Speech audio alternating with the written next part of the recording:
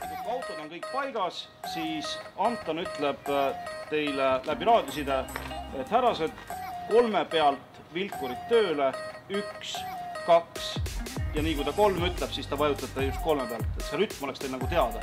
Et see efekt on just see, et kõik need masinad teevad samal ajal midagi.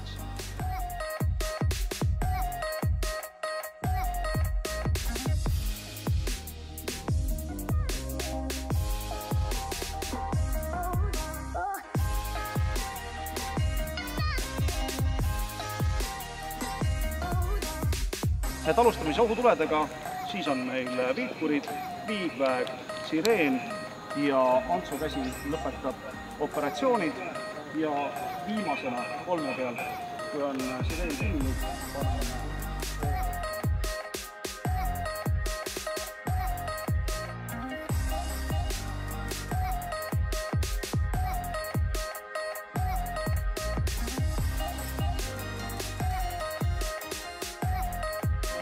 autona saab paikasi ära, siis hakkavad sünkroonis need 2 autot toimetama.